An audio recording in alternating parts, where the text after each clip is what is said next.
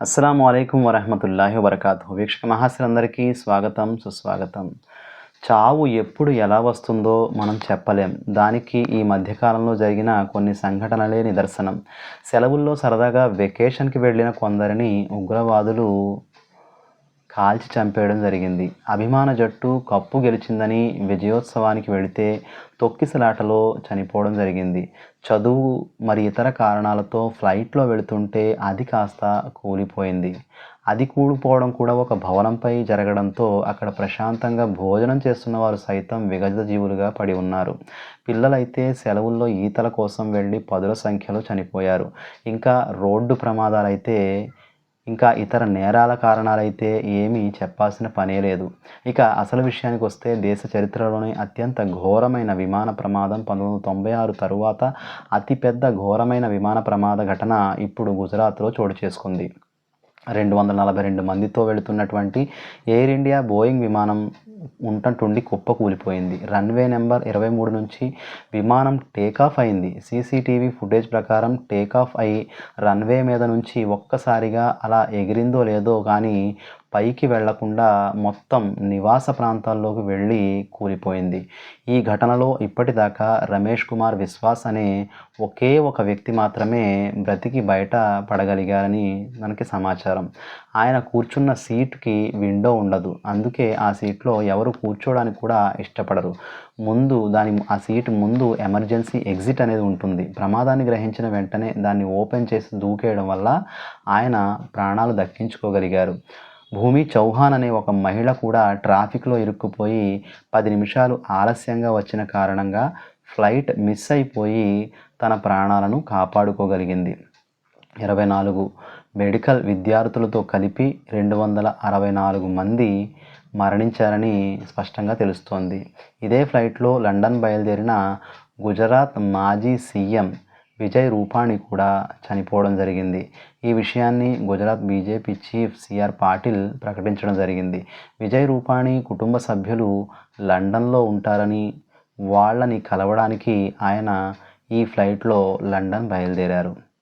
Air ఇండియాలో serious లోపాలు ఉన్నాయా అనే ప్రశ్న ఇప్పుడు అత్యధికంగా సమాజంలో మనకు వినబడుతుంది. ఈ డెడ్లీ ప్లేన్ క్రాష్ మీద పూర్తి డీటెయిల్స్ మనం చూడాల్సొస్తే ఇది ఇండియన్ ల్యాండ్ మీద జరిగిన బిగ్గెస్ట్ ప్లేన్ క్రాష్. ఎందుకంటే ఈ విమానంలో 169 మంది ఇండియన్స్, 53 మంది బ్రిటిషర్స్, 7 పోర్చుగీస్ వాళ్ళు, ఒక్క కెనేడియన్ పర్సన్ ఉన్నారు. 2 పైలట్లతో సహా మొత్తం 10 మంది క్యాబిన్ క్రూ, ఇలా మొత్తం 12 మంది విమాన సిబ్బంది ఉన్నారు. అంటే టోటల్‌గా మొత్తం కలిపి 242 మందితో గుజరాత్ అహ్మదాబాద్ సర్దార్ వల్లభాయ్ పటేల్ ఇంటర్నేషనల్ ఎయిర్పోర్ట్ నుంచి లండన్ గ్వాట్విక్‌కు బయలుదేరిన ఎయిర్ ఇండియా బోయింగ్ విమానం కుప్పకూలిపోయిన ఘటన అనేది మన దేశాన్ని మాత్రమే కాదు, యావత్ ప్రపంచాన్ని కూడా విషాదంలోకి నెట్టేసింది. ఈ ఘటనకు సంబంధించి మన ఫారెన్ మినిస్ట్రీ అఫీషియల్‌గా ఇచ్చినటువంటి స్టేట్మెంట్ ఏం చెప్తోంది అంటే, విదేశాంగ శాఖ ప్రతినిధి రణీర్ జైస్వాల్ ప్రెస్ మీట్‌లో ఈ విధంగా ఆయన తెలియపరచడం జరిగింది. చాలామంది అయితే ఈ సంఘటనలో ప్రాణాలు కోల్పోయారు. మృతి చెందిన వాళ్ళలో ఎక్కువ మంది విదేశీయులు కూడా ఉన్నారు. ఘటనా స్థలంలో సహాయక చర్యలు కొనసాగుతున్నాయి అని ఆయన తెలియచేయడం జరిగింది. విమానం రెసిడెన్షియల్ ఏరియాలో క్రాష్ అవ్వడం వల్ల ప్రాణ నష్టం ఎక్కువగా జరిగింది.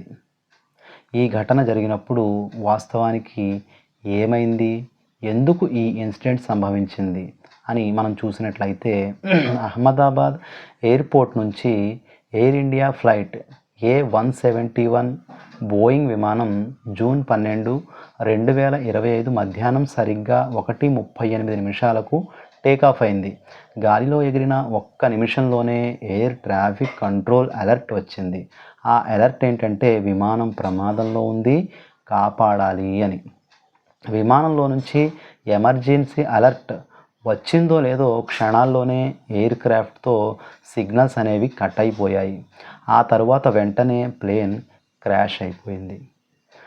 ఆ ఫ్లైట్లో 1.25 లక్షల లీటర్ల ఇంధనం ఉందని హోంమంత్రి అమిత్ షా కూడా తెలియపరచడం జరిగింది.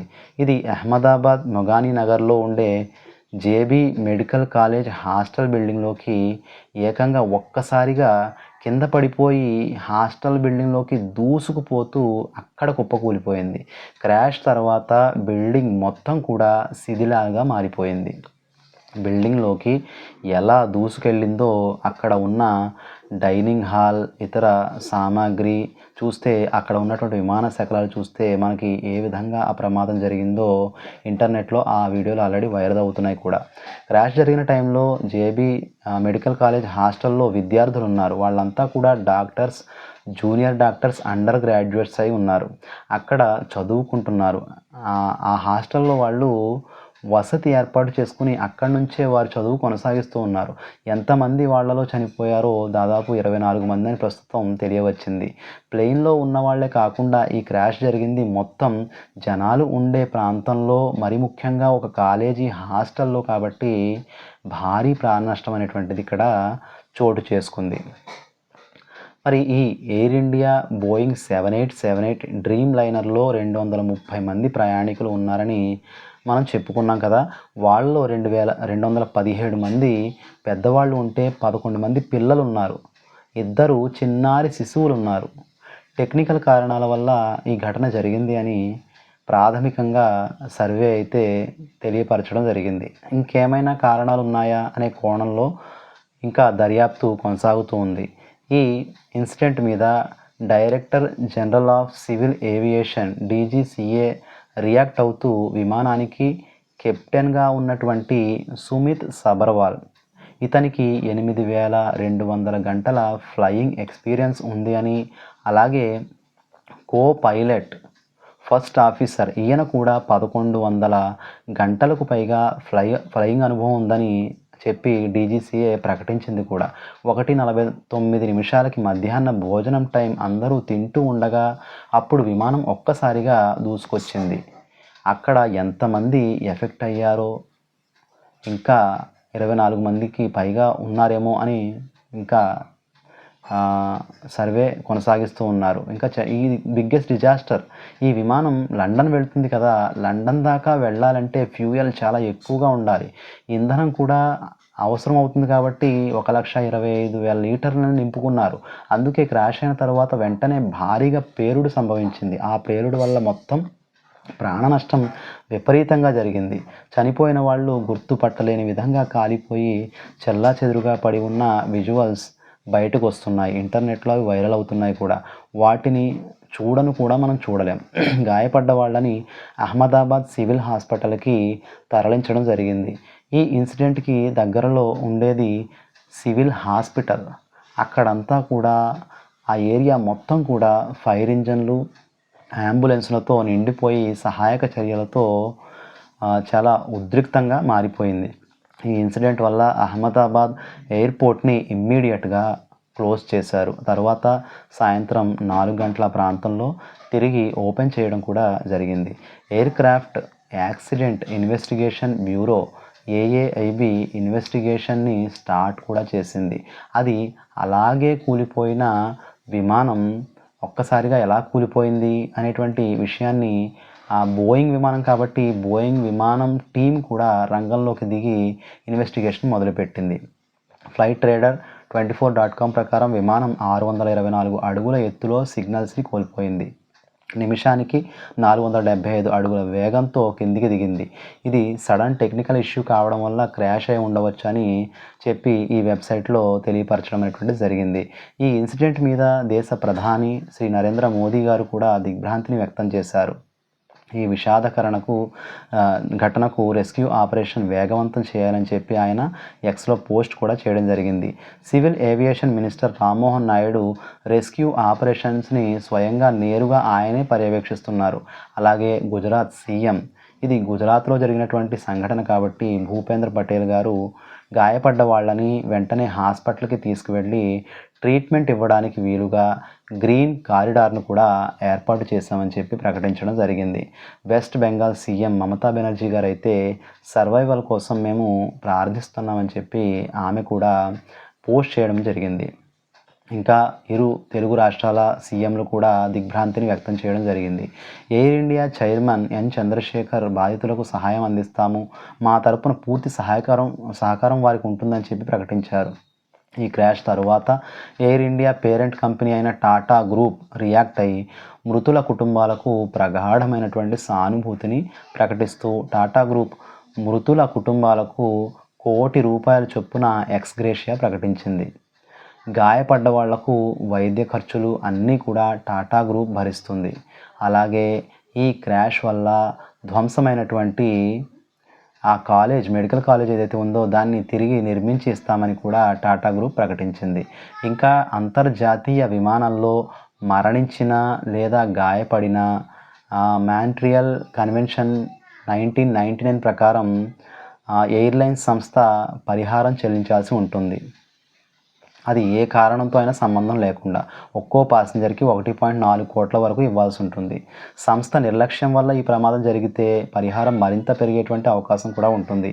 అలాగే ట్రావెలింగ్ ఇన్సూరెన్స్ ఉన్న వాళ్ళకి 25 లక్షల నుండి ₹1 కోటి వరకు యాక్సిడెంట్ డెత్ కింద ఇన్సూరెన్స్ అందుతుంది.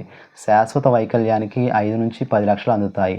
ఇక ఎయిర్ ఇండియా విషయానికి వస్తే ఇది టాటా గ్రూపే 1932లో మొదలుపెట్టినటువంటి ఒక ఎయిర్లైన్స్ సంస్థ. జేఆర్డి టాటా ఎయిర్లైన్స్ పేరుతో స్టార్ట్ చేశారు. దాన్ని 1953లో జాతీయం చేశారు. ఎయిర్ ఇండియా పేరుతో గవర్నమెంటే ఇప్పుడు దాన్ని నడుపుతోంది. తీవ్రమైన నష్టాల్లో మునిగిపోయిన ఎయిర్ ఇండియాను మదర్ కంపెనీ అయిన టాటా గ్రూప్ తిరిగి గవర్నమెంట్ నుంచి 2022లో 18,000 కోట్లకు తిరిగి కొనుక్కుంది. 5 ఏళ్లలో ఎయిర్ ఇండియాకు కొత్త ఊపిరి పోయాలి అనేది టాటా గ్రూప్ పెట్టుకున్నటువంటి లక్ష్యం. చాలా మార్పులు చేస్తున్నాం అని ప్రకటిస్తూ వచ్చింది కూడా. కానీ ఈ క్రాష్ అవ్వడం వల్ల ఇప్పుడు టాటా గ్రూప్ తీసుకుంటున్న చర్యల మీద కానీ, ఎయిర్లైన్స్లో పాటించిన భద్రతా చర్యల మీద కానీ అనేక ప్రశ్నలు సమాజంలో తలెత్తుతున్నాయి. చాలా విమర్శలు ఎదుర్కోవాల్సినటువంటి పరిస్థితి ఏర్పడింది. క్రాష్ అయిన విమానం బోయింగ్ కంపెనీది కావడంతో బోయింగ్ షేర్లు భారీగా పతనమైపోయాయి. ఘటన జరిగిన 1 గంటలోనే 8% దాకా షేర్ల వాల్యూ పడిపోయింది. గుజరాత్ మాజీ సీఎం విజయ్ రూపాల ఆకస్మిక మృతి ఈ ఫ్లైట్లో జరగడం అనేది మొత్తం దేశానికి అలాగే బీజేపీకి కూడా చాలా పెద్ద షాకింగ్ విషయం. గుజరాత్ ప్రజలకు చాలా పెద్ద షాకింగ్ విషయం ఇది. ఆయన గుజరాత్ 16వ సీఎంగా పనిచేశారు. 2016 ఆగస్టు 7 నుంచి 2021 సెప్టెంబర్ 13 దాకా ఆయన సీఎంగా పనిచేశారు. 1956 ఆగస్టు 2న ఆయన మయన్మార్ అంటే ఇప్పుడు యాగోస్గా ఉన్నటువంటి ప్రాంతంలో ఆయన పుట్టారు. రాజ్కోట్లో పెరిగారు. రాజ్కోట్కి ఆయన మేయర్గా కూడా పనిచేశారు. ఆ తర్వాత రాజ్యసభ ఎంపీగా బీజేపీ రాజ్యసభ ఎంపీ పదవిని ఆయనకి ఇవ్వడం జరిగింది. గుజరాత్ రాష్ట్రం ముఖ్యమంత్రిగా కూడా ఆయన పనిచేశారు. దీనికంటే ముందు ఇంకా మంత్రిగా కూడా చాలా శాఖలకు ఆయన పనిచేయడం జరిగింది. రవాణా శాఖ మంత్రిగా, కార్మిక శాఖ మంత్రిగా, జల సంపదల శాఖ మంత్రిగా కూడా ఆయన పనిచేయడం అనేటువంటిది జరిగింది. మన దేశంలో జరిగినటువంటి అతి పెద్ద విమాన ప్రమాదంలో ఈయన మరణించారు. అసలు దేశంలో జరిగిన చాలా ఘోరమైన విమాన ప్రమాదం 1996లో హర్యానాలో జరిగింది. 1996లో హర్యానాలో ఉండే చర్కీ దాద్రిలో 2 విమానాలు గాలిలో ఒకదానికొకటి ఢీకొట్టుకున్నాయి. అప్పుడు 349 మంది చనిపోయారు. ఎయిర్ ట్రాఫిక్ కంట్రోల్ లోపం వల్ల ఆ ఘోర ప్రమాదం జరిగింది. దాని తర్వాత ఇండియాలో ఏటీసీ ఈ ఎయిర్ ట్రాఫిక్ కంట్రోల్ సిస్టమ్ పనితీరును బాగా మెరుగుపరిచారు. ఆ తరువాత ఈ ట్రాఫిక్ కొలేషన్ అవాయిడ్ సిస్టమ్ అనేది బాగా వాడుతూ రావడం జరిగింది. అంటే ఎయిర్లో 2 విమానాలు కొలీడ్ అవ్వకుండా ఒక సపరేట్ వ్యవస్థని వాడుతూ వచ్చారన్నమాట. అప్పటి నుంచి ఆ తర్వాత అలాంటి సంఘటనలు జరగడం అనేది దాదాపుగా పూర్తిగా తగ్గిపోయింది. దాని తరువాత చాలా ఎక్కువ ప్రాణ నష్టం జరిగిన ఘటనగా మనం ఈ ఇన్సిడెంట్ని చెప్పుకోవచ్చు.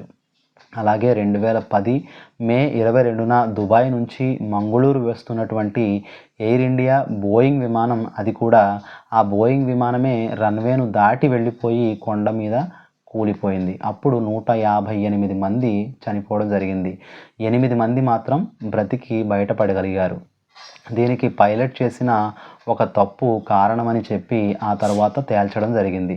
రీసెంట్గా అంటే 2020 ఆగస్టు 7న ఒక ఇన్సిడెంట్ జరిగింది. అది కూడా దుబాయ్ నుంచి కోజికోడ్కి వస్తున్న బోయింగ్ 737 విమానం రన్వే మీద నుంచి జారిపోయి 35 అడుగుల లోయలోకి ఆ విమానం కూలిపోయింది. ఆ ఇన్సిడెంట్లో 21 మంది చనిపోవడం అనేటువంటిది జరిగింది. అహ్మదాబాద్ ఎయిర్ క్రాష్ ఇన్సిడెంట్కి సంబంధించి బాధితులు ఏ రాష్ట్రాల వాళ్ళు, వాళ్ళ డీటెయిల్స్ ఏంటి అనేవి ఇంకా తెలియాల్సి ఉంది. DNA టెస్టుల ద్వారా కూడా వారిని గుర్తిస్తామని చెప్పి ప్రభుత్వం తెలియపరచడం జరిగింది. ఏది ఏమైనా మన భారతదేశంలో జరిగిన అతిపెద్ద ప్రమాదం ఇది. దీనికి పూర్తి ప్రపంచమే బాధకు గురైంది. మృతుల కుటుంబాలకు ఆ దైవం సహన స్థైర్యాలను ప్రసాదించుగాక. మరణం ఏదైనప్పటికి కూడా చాలా బాధాకరమైన విషయం. ఒక వ్యక్తి మరణం ఒక కుటుంబాన్ని రోడ్డున పడేసేటువంటి పరిస్థితి ఉంటుంది. కాబట్టి దైవం మనందరినీ కూడా ఇటువంటి ఘోరమైనటువంటి ప్రమాదాల నుంచి రక్షించుగాక. ఆమీన్ యా రబ్బుల్ ఆలమీన్. వీక్షక మహాశయులందరికీ ఇప్పటి వరకు ఈ వీడియో చూసినందుకు ధన్యవాదాలు తెలియజేసుకుంటూ మరొక వీడియోతో మళ్ళీ కలుసుకుందాం.